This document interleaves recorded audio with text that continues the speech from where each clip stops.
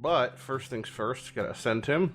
We're not gonna book him, I don't think just yet. We'll probably wait for clan versus clan. We'll start working on his masteries as I progress. The only thing we want to do here is I want to go towards my wish list. I'm not sure what I really want to do here. I think we'll probably click off Vargal. We'll put on Big Pig now. Chris will leave on because I want to get better partials. Alright, Marioko. So what does he actually do? What does the Big Pig do? Well, the Big Pig's pretty insane. So the Big Pig has an A1 that is an AoE, decrease attack, big version, fantastic.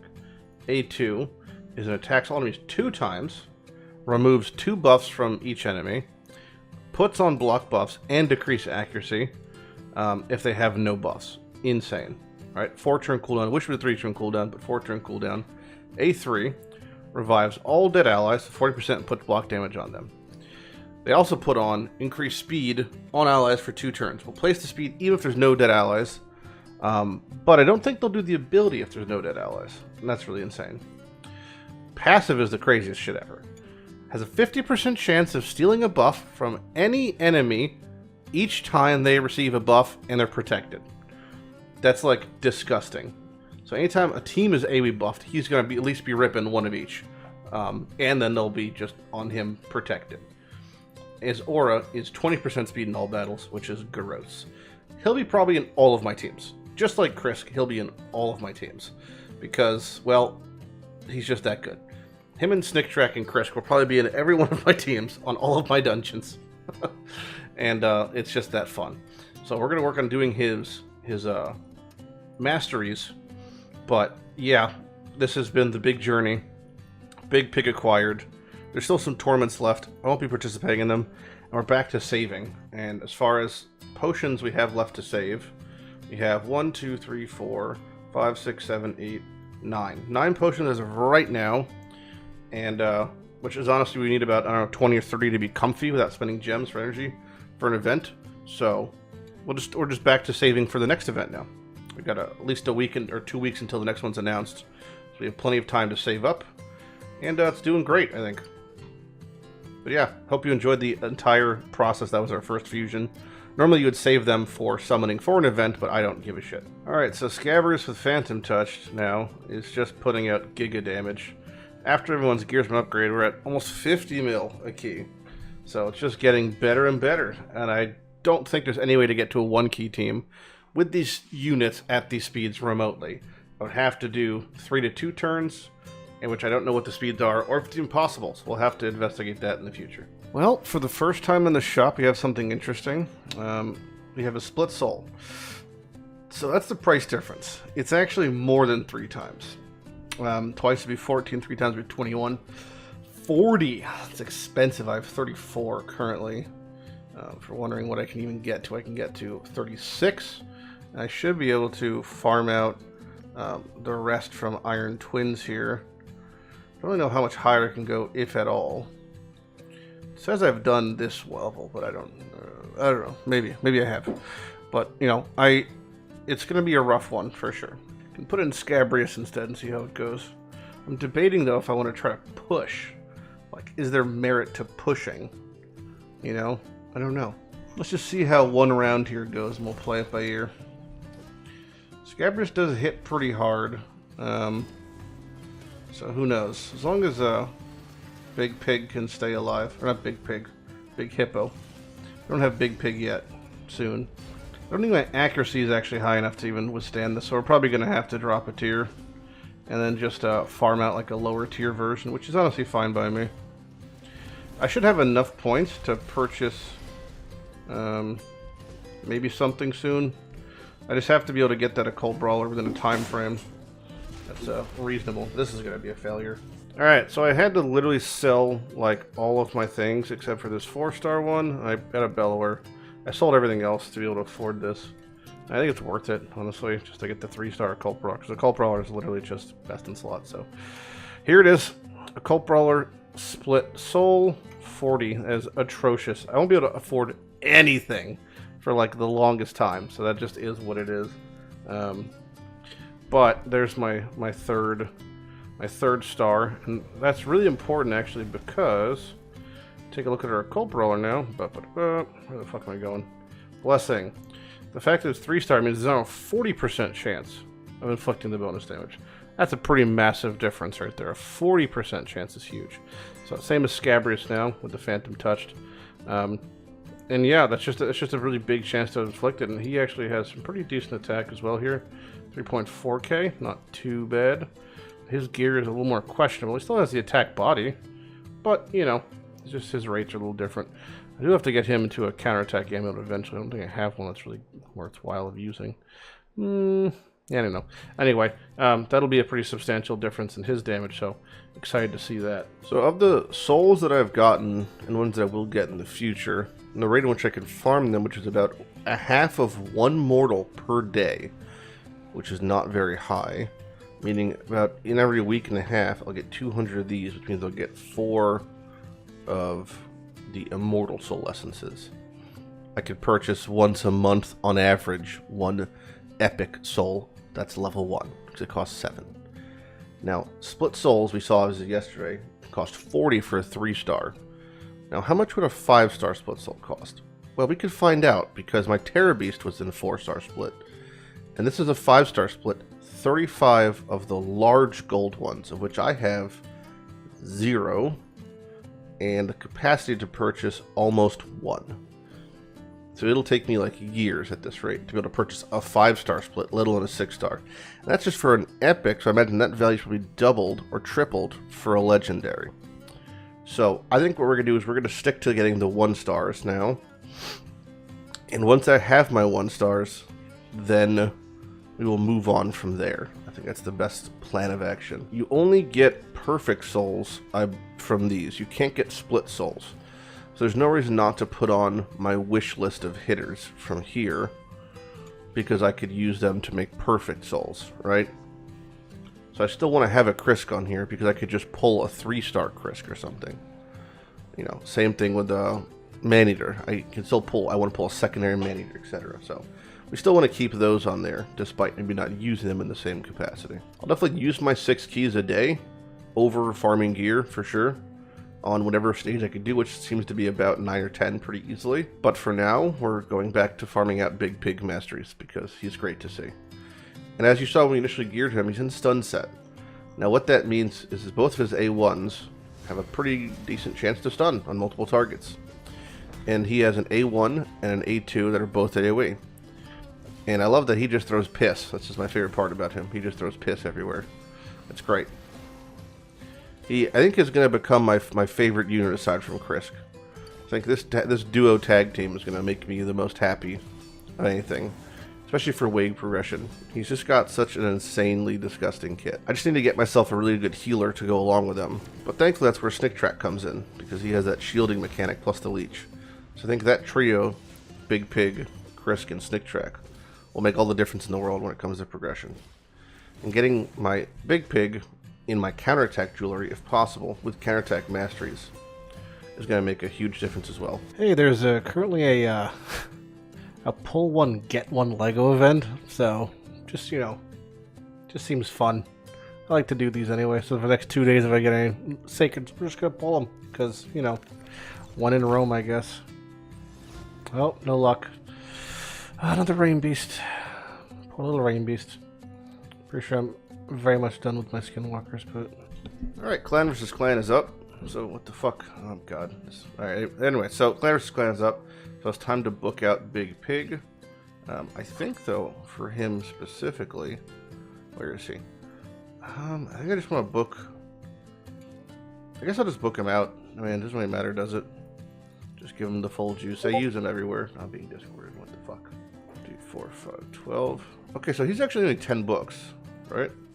Yeah, it's not bad at all. Not bad at all, 10 books. Okay, Pig's booked. Feel good. Thank you, Piggy. I'm going to save the rest of my books. I still might want to book Vergamcar. What does he need? Oh, A1. I do use Snick Track everywhere. I guess I could book his A1. Extra 10%. I mean, I think it's already applied decreased attack. It would just be for the damage. Seems a little bit pointless. I use Snick Track everywhere. Vergamcar I use in a good amount of spaces. But it's only arena, so I guess not. I think we're probably good. We're good. We're good. What tier are we in for clan rewards here? we're in tier 4? What the fuck? Alright. Well, I don't know if we're going to be able to get to that void shard, but let's see. I think I would have preferred to be in tier 3. But anyway. Yeah, I've got some stuff, so we'll clean and process this. We're also in personal rewards, so I'm not going to get to that ancient, but yeah, there we go. There's my points in. That puts me at, how much? 33,000 points. I mean, I'm not going to do a whole lot of crazy nonsense, but yeah, we've just been grinding away at just some shards over the past couple days. Doom Tower resets, I think, tonight, which is good. And yeah, aside from that, we've pretty much just been hanging out, not doing a whole lot. This is my arena team now. I changed them. Unfortunately, I don't have a magic, so I have to double check for dailies, but it's just more comfy having Big Pig in instead of Razin. It's a little bit slower, but it's a lot more consistent, basically, because, well, Big Pig is Big Pig. Even against these kind of shitty tank teams, they do pretty well. The only deficit is just the fact that we don't have as much damage, but it gets overcome by the fact that the CC from Big Pig, between the decreased accuracy, block buffs, constant stuns, is pretty insanity. So also his just stealing of passives, not to mention if I fight provoke teams like this, that's when you know, Vergum shines, because he gets those extra turns and strips all the provokes and stuff. There we go. What a battle of attrition against this team. One of them was in a Guardian set, and Syl was in a regen immortal with Vogoth in the team. It was just like chugging along, but I really don't lose very often, if at all, now with this team. I mean, permanent increased speed, they have permanent decreased speed. Permanent every fucking buff in the books. It's just a battle of attrition, really. Here's a pretty typical nuke team, by the way, if you want to see what it looks like to fight against one of them. It's pretty interesting. They have a hard time getting through pretty much everything, even if it's a Foley. Yeah, he just tickled, like, you know, Snick Track with a counter. Yeah, we have so many counterattacks also that are so strong. And Big Pig is just Big Pigging it up. Here's like a more impressive nuke team, so, you know, strips, buffs, yada yada yada. You can see how this operates. It's actually pretty funny as well.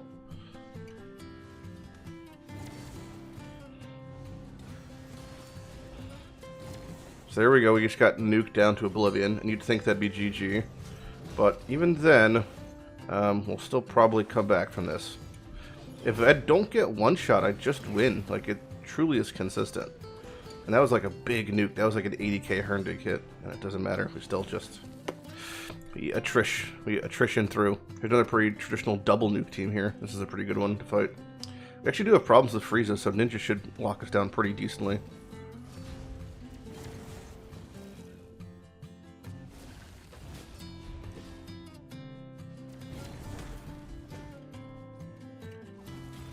Normally if Snick Trek gets to go, it's kind of GG. Piss bottles are out. Yeah, still then, they couldn't get through it. So many shields to work through, you know? Such an uphill battle. Bonk. There's a new promo code. What is this? Why is this here? I don't know. I'm not sure. Well, it's there still. Polarium ID advantages? That is? I don't know. I already have a Polarium ID. Okay, this is not going to go away. Polarium Play 3. That looks like pretty good, actually. 6 days. 5-star chicken, 1,000,000 energy, 500 energy. Doom Tower reset. Frostbiter, which is the one we could do very easily. I would say relatively easily. So we're actually going to start hard, because I'm pretty sure I could prog through this without much difficulty. We have our team. It's definitely those people. And who else we bring? I'm tempted to do Sandlash. I think Sandlash is really good for this. Do I need something better than Sandlash? I think Sandlash is probably pretty good. Yeah, let's go Sandlash. Alright. Looks like a good team. We'll do these people. And I'm going to just get to the boss, and then we'll at least be able to farm him for Lego mats every day as the week progresses. And then, yeah, we'll probably run our energy on Dragon over the day. Okay, so the tournament just began for the 2x Void, which is a champion chase. Kind of cool, because we actually just finished this morning our daily login for Scion, This means we're now on to the Gerda Bogbrew fragment, which will be 4 months, but part of that means we can actually fuse Cyan here, but we're just going to sit on him. If we learned anything, it's the lesson that basically we want to keep it for a fusion or fragment in the future, and unfortunately we do know the next one coming up is a Dark Elf, which means I can pretty much pull these 8 Voids without really giving a shit, because I have no...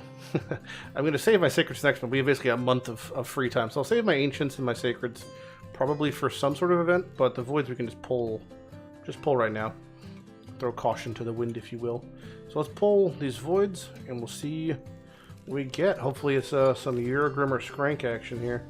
No rares are needed whatsoever. Paragon, still a fantastic cheese character. Looking to see some purple. No purple in sight. No purple, no purple. Anything we got here? Bellower is good, though.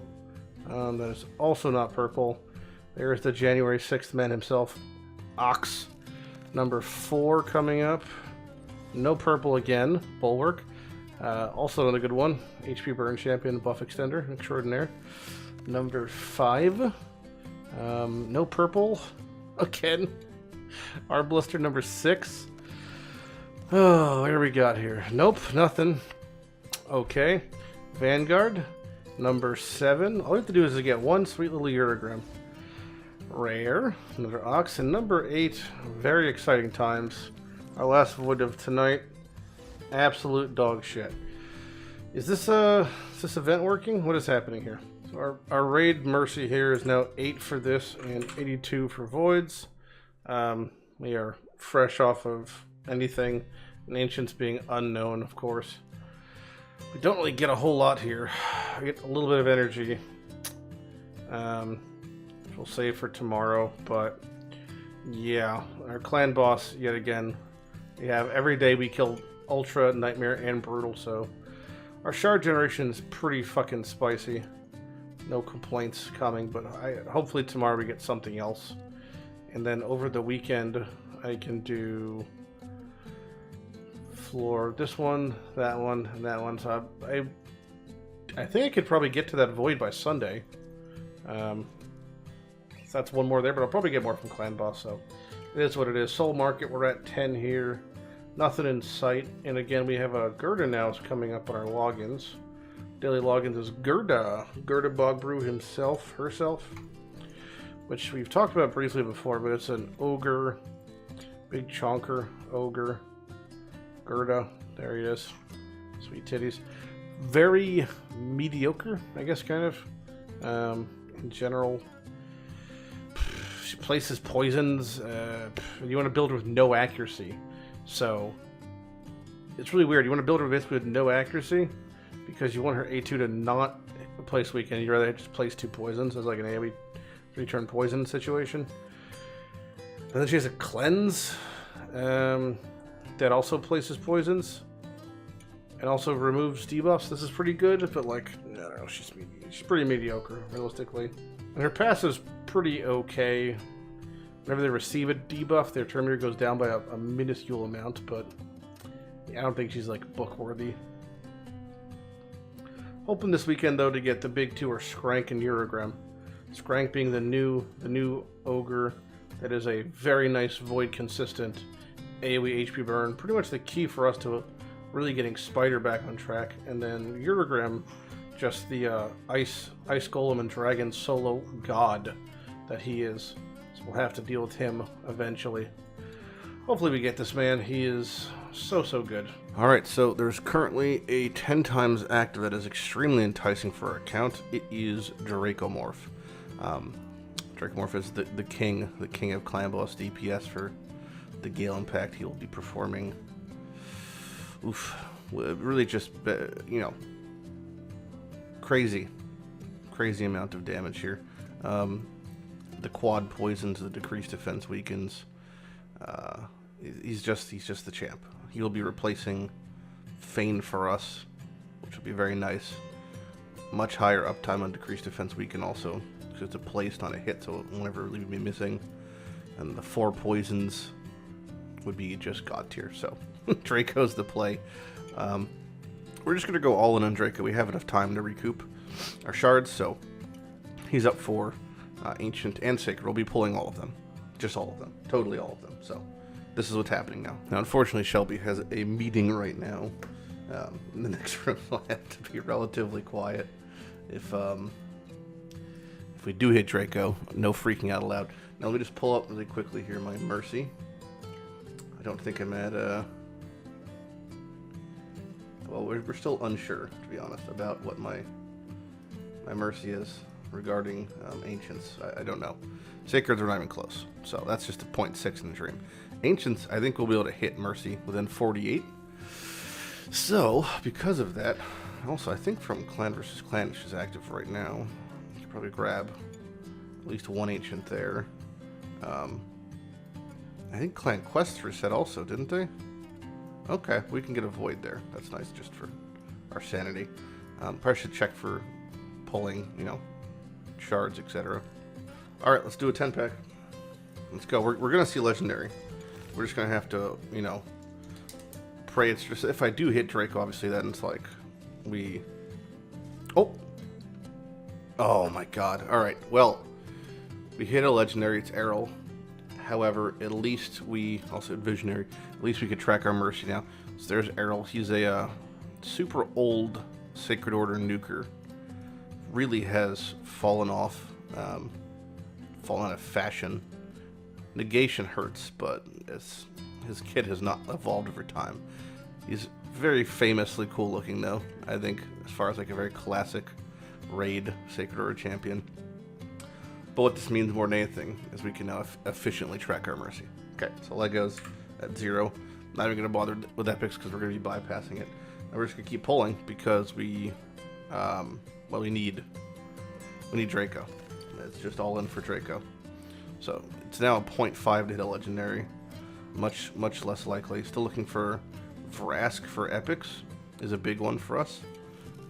Probably the biggest non-void epic would be Vrask for the Orcs. That would help us get our 21 in Faction Wars pretty nicely. Another Terror Beast there. Don't need a second Terror Beast. I like Terror Beast, but I don't need a second Terror Beast. Our Terror Beast and our Fire Knight team has basically been replaced by Snick Track, which is very understandable. A lot of rares to be seen here. However, we could purchase more with gems. 2 sets actually would be the exact amount. A lot of food to process after this. The exact amount to put us at 30. Okay, so we are...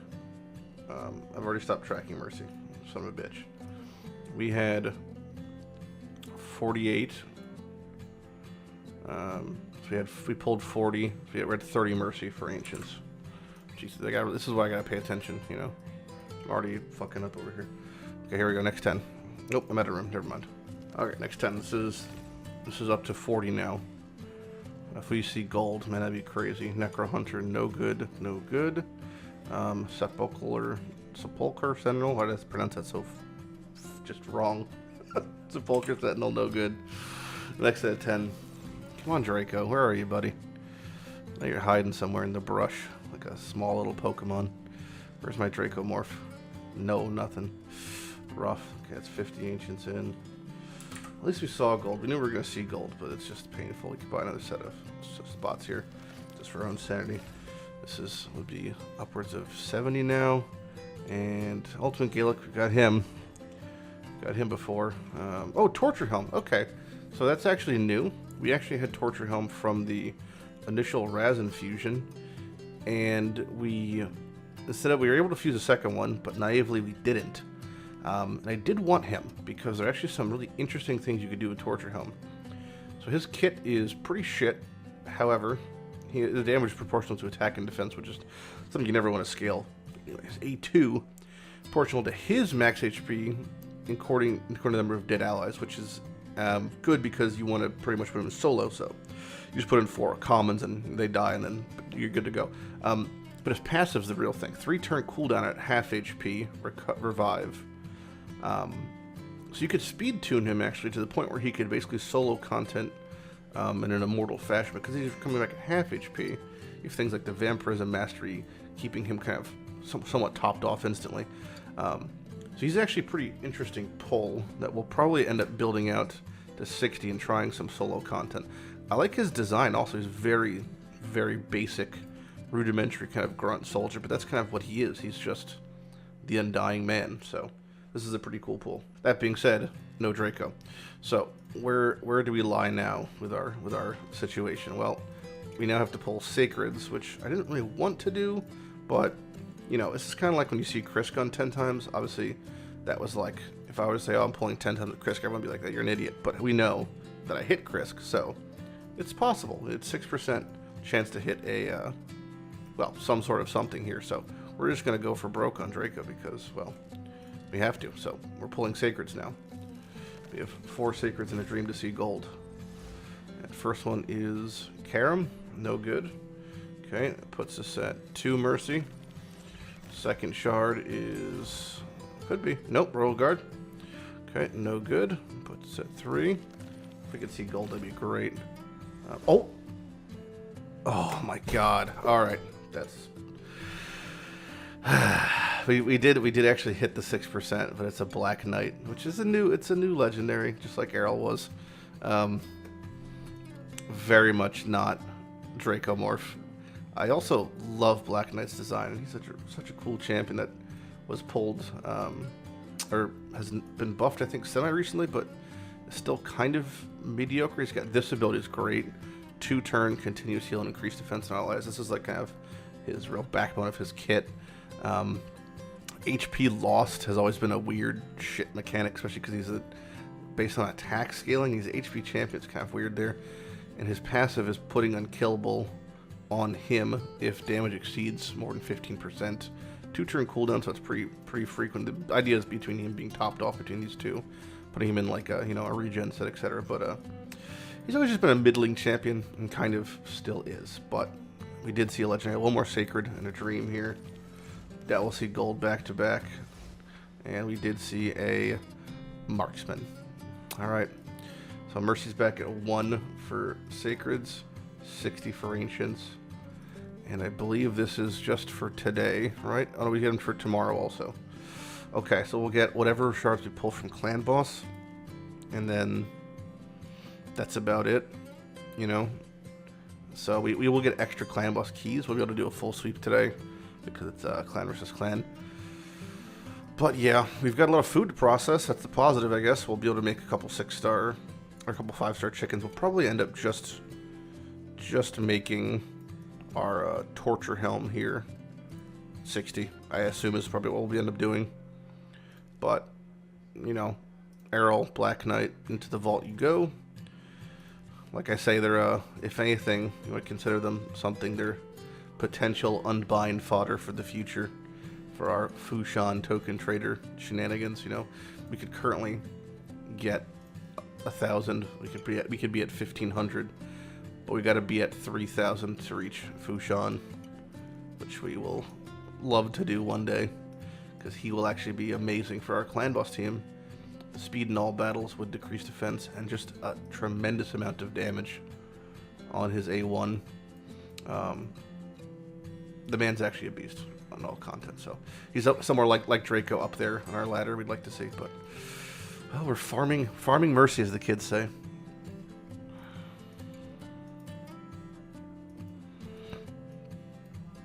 I could pull one more ancient from this this thing right here, but that's about it. I'll get one more over here. We just pulled out 81,000 points, so we're doing pretty good in the point front. Let's put our mercy at 61 for ancients. Pretty good over here. And yeah, I'll check back tomorrow with you when we have a little bit more resources for our last swath of Draco pulls, whatever they are. But we hit 2 legendaries, so can't really complain. One was on mercy, one was a little freebie. As far as that Black Knight was not to be expected. But no Draco. Until next time, right? So I'm doing some dailies. The reset for the day is happening soon. That's one thing. Other thing that's more important is that Altar of Souls does have a legendary that we could buy a soul for.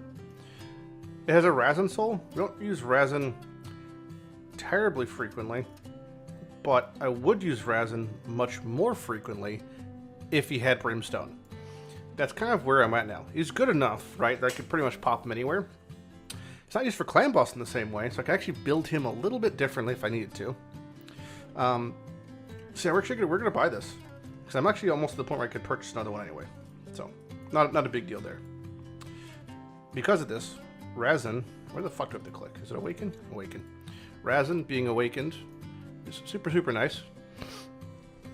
He is still a solid champion, and because he's a triple hit, the odds of him getting Brimstone up, I believe, is a lot higher. So, if we look here, where the fuck am I going? I'm blind. Brimstone. Whenever this champion attacks, each hit has a chance to place it. 20% per hit. He's a triple hit. This is interesting for two reasons. One, because he's a legendary that puts on, his main role is putting on decreased defense and weaken. And now that he has Smite and Brimstone, his damage value goes through the roof. So why is this important, right? There's two things we can do with him. One, we could use him for dungeon progression if we wanted to. He now has Brimstone. Two, he can actually go back in our clan boss team in place of Fane. Because Fane is a similar role. It's poisons, and she's increased attack. We don't really have increased attack for the team yet, so it's not like getting a benefit there. And it's the same decreased defense weaken rigmarole. But Razin has a triple hit A1. Right? And he also has Giant Slayer to proc. So he has a much higher chance of placing this Brimstone, which then triggers for everybody. So I'm thinking we probably just replace Fane with Razin now in our clan boss team. So what would that entail? 197 speed. We would have to make Razin 177 speed. The only annoying part is just the gearing is going to be a little bit weirder. But the nice thing is I don't have to actually put Razin in lifesteal now. Because he's a defense champion, he's going to survive anyway. So we could put him in harder hitting gear. There's no set that's like insane for him, I think. Crit damage. I mean, I'm trying to think of what set would be the best potential. I don't know. You know, he doesn't need to reset cooldowns. There's actually no problem putting him in reflex. I just don't think I have enough reflex because Scabrius is in reflex. He could be in, not Frenzy, what is it called? Fury?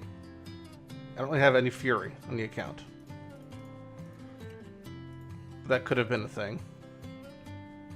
Which pretty much means we could just crank his damage as much as we wanted to.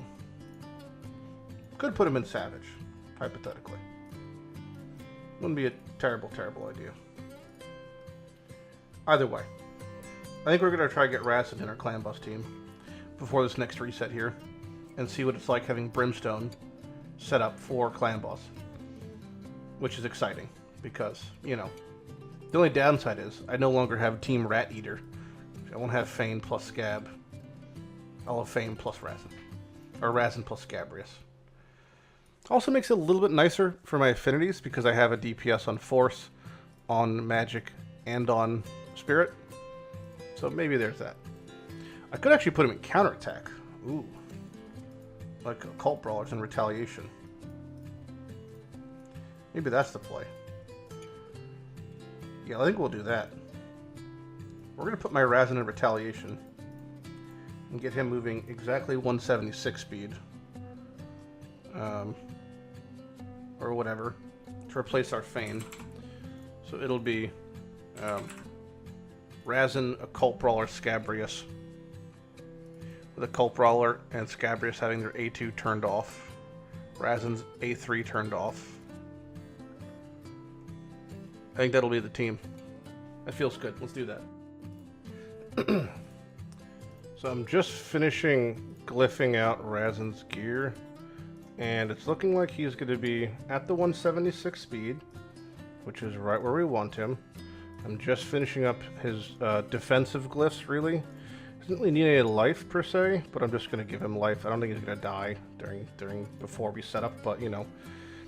Better to be safe than sorry, so we give him the res, etc. I had to glyph a little bit of speed. He's in the Retaliation set, and he's in Offset, but he actually is able to run crit damage gloves, unironically. He's at 93% crit chance in crit damage gloves. That's a lot of fucking crit damage. So, he's actually in a pretty sick set. The amulet, unfortunately, is not technically correct, but it's fine. Yeah, we have the 25%, or the auto attack reduction there, so the counterattack there. So he's got the counterattack. I don't think I have an amulet. I could double check here.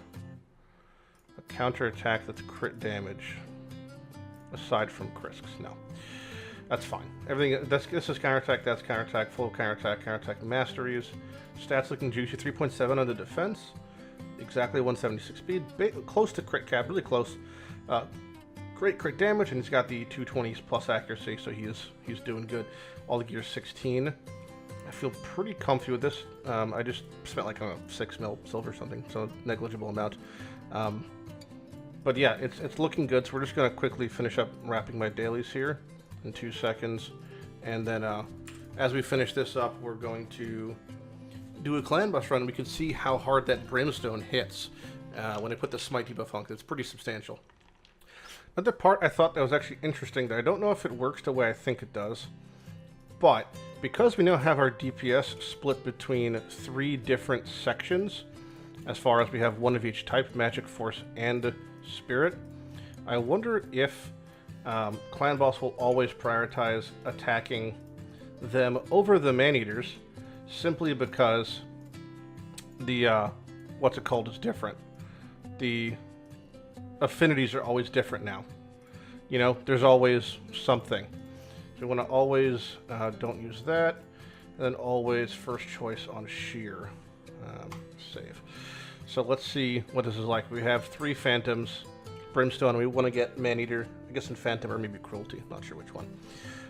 Okay, let's get started. We have our shit pulled up here. Okay. Oh, it's on auto. I've already fucked up. I already do it. Gotta make sure it's not on auto. They can't auto, unfortunately. They're just not smart enough.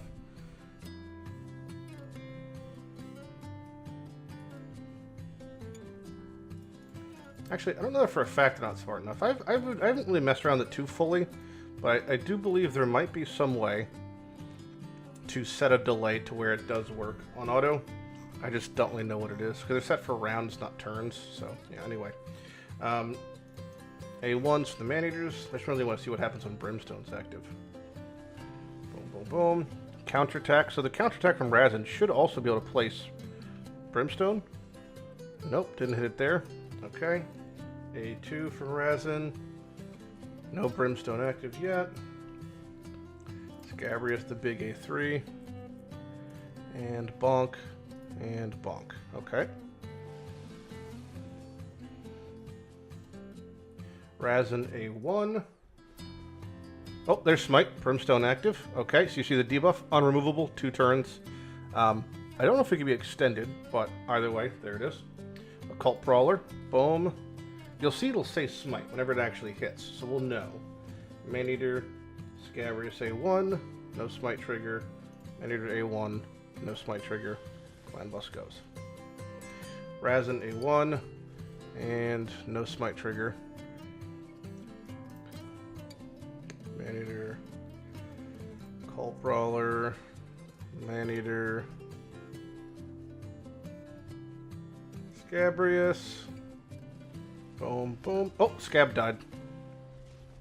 Smite did trigger. You saw the 250,000. So this is actually a minor concern. I was thinking I was going to have Scabrius when on Force Affinity. When he's on the wrong affinity, he's magic. Every now and then, he just comes really close to dying sometimes. I have to build him. He's quite squishy currently. He's got an attack chest, which, you know, makes sense. For some reason, also, this is just not glyphed out. But we'll deal with that anyway. Let's give him some damage there and some accuracy. I don't know if I can make him any tankier, really. I can add a little bit of defense, a little bit of HP here and there. It just has to survive. Sometimes this happens. Not really sure, you know, what I could do much more than just give him a little bit of defense here and there. Just nickel and dime it might be enough to bring him home.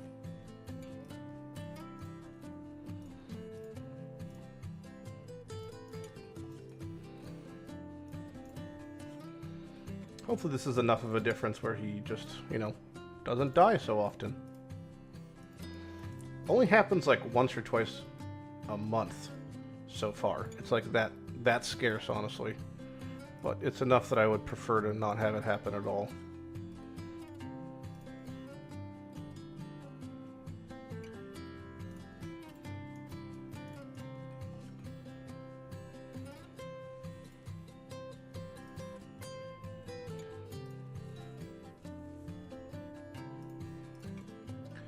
Alright, that's his glyphs. That's all we got for him. So, let's see if that's a difference. He's just weak. He's got low attack. Low base HP, 1300. He's now at 27. Maybe that's enough. I don't know. Let's run it back turbo and see where we're at.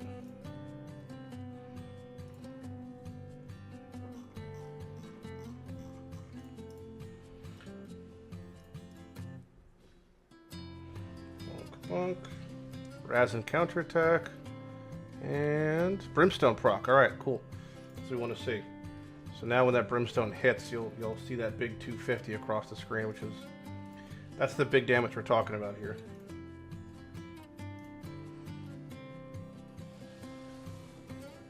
It's because the strong hits. There we go, 250 on the Brimstone. Nice. I believe it's once per turn, so it's not even like it's that frequently, but it's frequent enough that we should see it every now and again.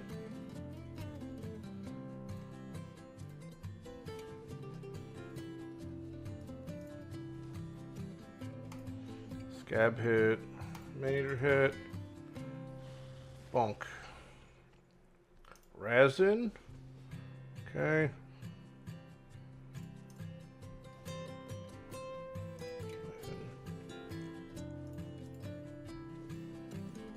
Here's the spooky Scabber's turn. Boom, and he's dead again. Man, what do we do about this? He's just, do you know what we could do? This is actually not a bad idea. Okay. I don't know if this is going to work all the time. Since we're manualing, what I could do is on the first turn with Scabrius, after the A3 falls off, which is his vulnerable turn, right? The end of turn 3. So on his turn 2, we could put on Leech. I think that might be the play. Might be the difference between him living and dying, really.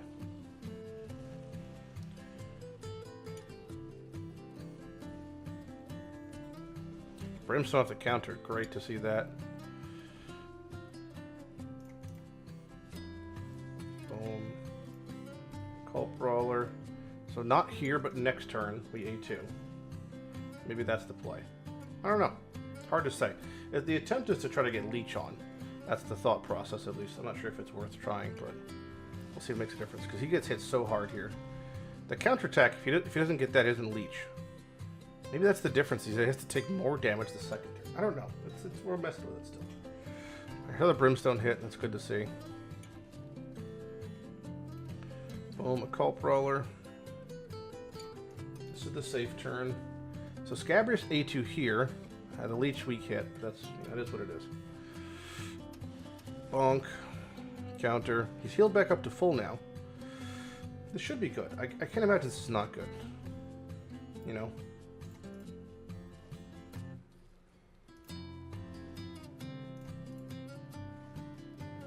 Scabrius A1 here. This is where he normally would be dying, but he survived this time. Maybe it's just RNG. I don't know if I can ever make him tanky enough to, if everything goes wrong, he just ends up dying. Do you know what it is? I think I'm used to Feign putting on decreased attack. That's what it is. That's the difference, I think. That's probably the difference. Feign doesn't normally put on decreased, normally puts on decreased attack and helps them survive that extra one turn. But now we don't have that. Okay, so we have to compensate slightly. Interesting. That should only be an issue for literally right now, and I think we're going to go infinite. As of right now. And now we should be good. We'll watch it for a little bit. So there's these little adjustments you make, like losing decreased attack consistency, what normally wouldn't be a deal on a problem on an unkillable setup. This actually causes minor issues. Just because when we have someone who has to survive those first 3 turns that is the wrong affinity and has a low base HP and is built basically as a glass cannon, it becomes like a compounding effect of all these things stacking up and causing the issue. seemingly so it's irrelevant after turn 4. Really, it's actually turn 3, but now that he's good to go, it should be fine. I do see those brimstone procs every now and again, which are very, very nice. So I love to see that smite damage come in.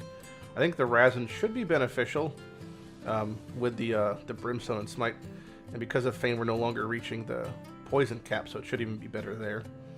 But yeah, I'm not really too concerned about what exactly is going to happen after turn 4. It's just getting that turn 4 should be fine. I also don't think this is the difference between 1 king and 2 king with this team comp, but I think having Razin is just fun to see the brimstones, because I love to use this new ascendancy system with the souls. So cool to get someone that was our OG legendary Razin back in the mix and see those big 250 hits.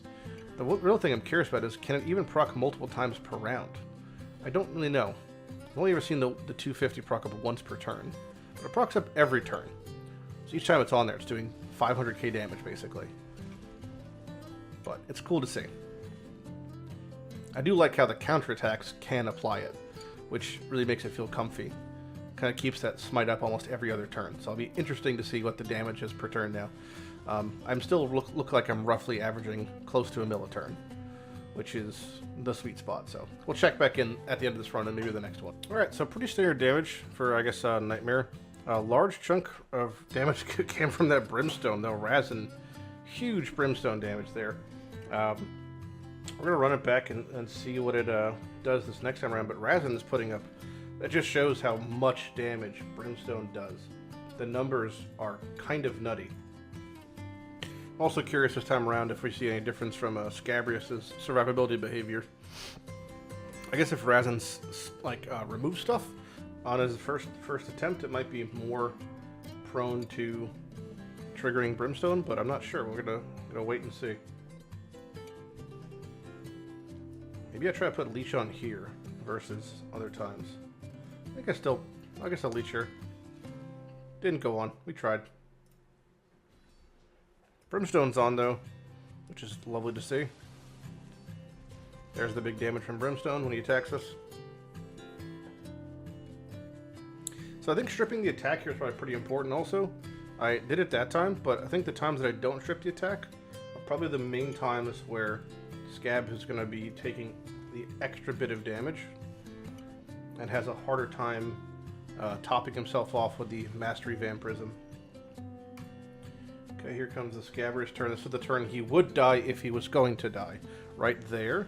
But he did survive, and I think it's really all because Razin stripped off the attack in that first time around. So that's totally fine. He's in the good now. Everything is copacetic, if you will. And we're off to the races.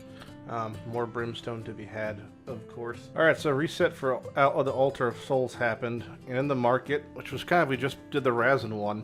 Kind of our fear, our soft fear. There's Big Pig, right? Just sitting there. We have 15. We need to make up 5. So thankfully this is a day actually that we can do a higher level of Iron Twins. So we're gonna toss our boys at the Iron Twins here.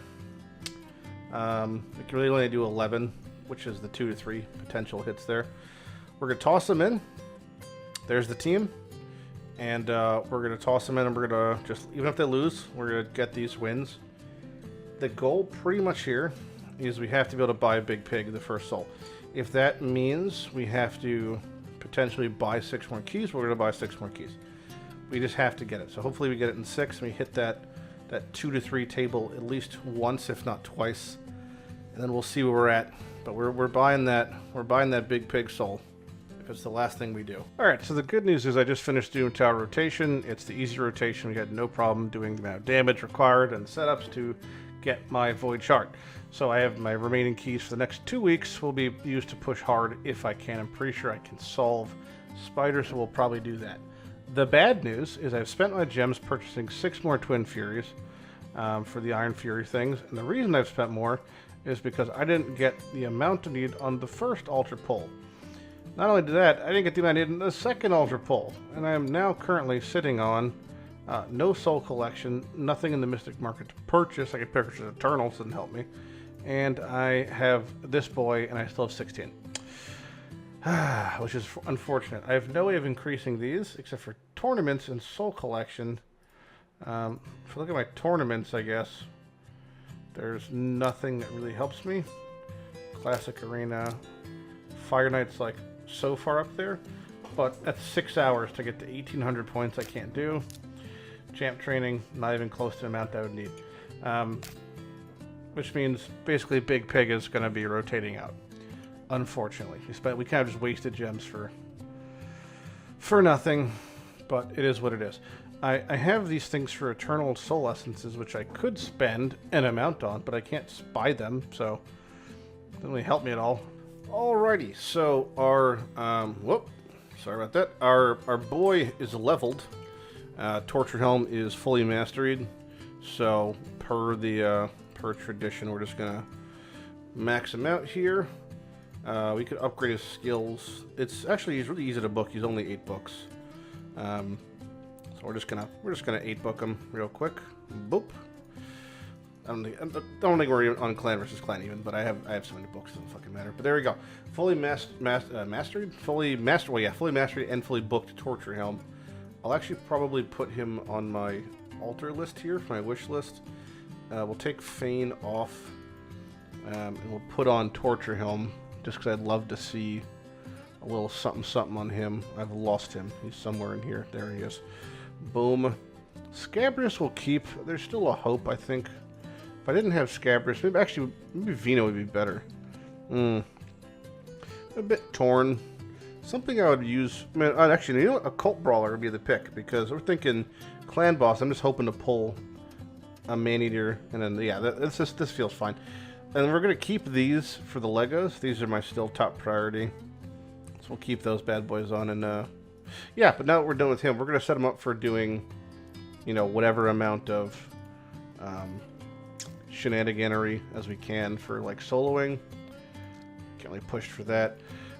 And pretty much we're just going to spend the rest of our energy, as we've been doing, on doing Iron Twins, which is kind of just the plan going forward. Iron Twins it up, and just keep on pulling sweet shards. He's not going to be in a team, really. This is my bad day for Iron Twins, realistically. I have a hard time pushing up. Maybe I could... I don't know. Yeah, it's hard. It's just difficult with this comp. Maybe when one of them gets a little bit better. But we'll run it on here. We'll still be able to get at least one pull for the day. But we have a couple shards we can pull just for this because it's on 2 times. I got them from Clan Boss. May as well. Not expecting anything, obviously. Maybe an epic, but we're like very, very far from Mercy as is. So whatever we get. Trash. Fantastic. I digress.